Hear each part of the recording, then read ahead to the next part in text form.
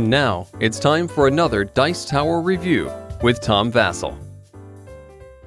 Hey folks, today we're taking a look at Fuji Flush. This is designed by Friedemann Friese, and you should have known that because it starts with F's from his company 2F, and he likes to make games like this. They're also green for the most part, two of his shticks. This game was also co-published by Stronghold Games, and it's a very light card game in which you are trying to get rid of all the cards from your hand. It's a very different deck than a normal deck of cards though, because there's different distributions of numbers in it, and you can team up together to stop other people from winning. Let's see how it plays.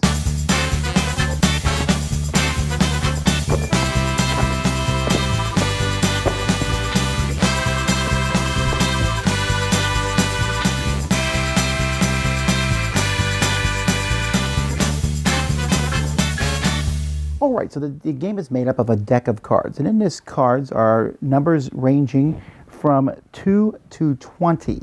Now there's fewer cards that are 20, there's only one of them, there's only 119, and there's only 118, 17, and 16. But there are 16 number 2s in the deck, and there are 4 9s, etc. So each player is going to get a hand of 6 cards. And on your turn, all you're going to do is play any cards you want in front of you. Any card, it's not a problem. If at the beginning of your next turn, if that card is still in front of you, then you can discard it. You push the card through, you're fine. So let's say I play a 6, the next person plays a 4, and then the next person plays a 10. Now a 10 is higher than both a 6 and a 4, so both these cards are discarded, and we each draw a replacement card and add it to our hand from the deck.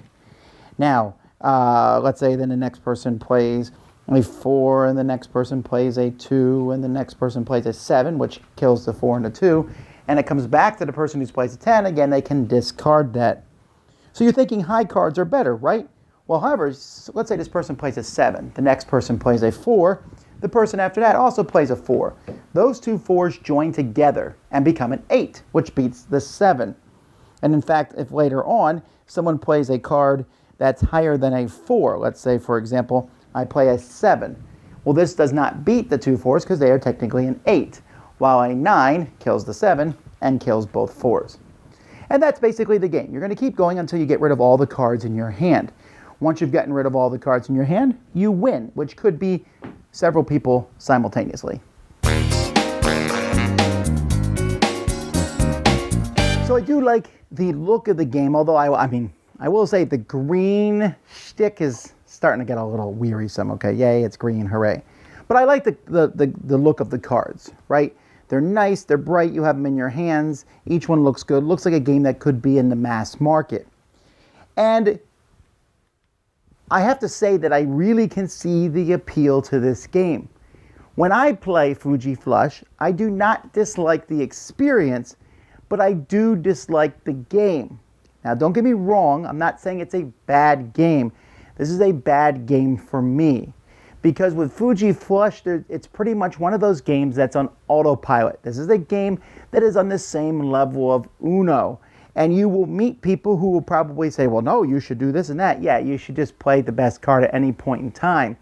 And near the end of the game, play whatever card you have. In fact, the biggest weakness of Fuji Flush is its end game.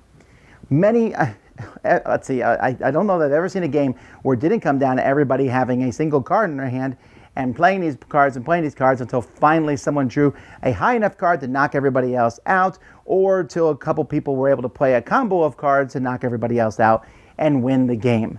And that's just not that exciting, especially when near the end of the game, you will shuffle all the cards back in and suddenly all the 2s start showing up again and the 3s, because there's a lot of those. And so the idea of the game is fine. Play a card, get rid of it, combine with other people, and there will be a lot of moments where like, ha, I got a 19, and then 2 people play 10s. And you're like, yeah, we told Blue, you're 19 away, That's great. And you know what? I can see getting this game for people as gifts. Oh, you don't play many games? Here's a great game for you, Fuji Flush. And they'll be able to learn it and play it instantly. This game can be sold at Walmart and Kmart and all those stores right on the shelves next to Uno. So, again, I think that's the niche of this game. And if you're watching this and you're like, well, that sounds great. Well, fantastic. Play this. You will really enjoy it. I cannot say that this game is bad necessarily. I just don't think it offers a lot of thought provided behind it. And while I'm okay sitting in there shooting the breeze as we play cards and just sit back, I maybe want something a little bit more, a little bit deeper. And so while I see the value in this for many people, I'm going to pass on it. Dice Tower judgment, too simple for me.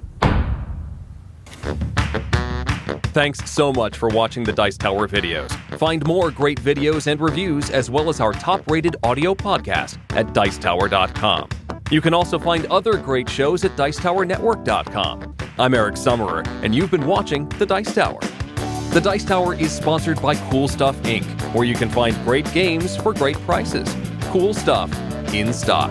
Check them out at CoolStuffInc.com. Shut the door.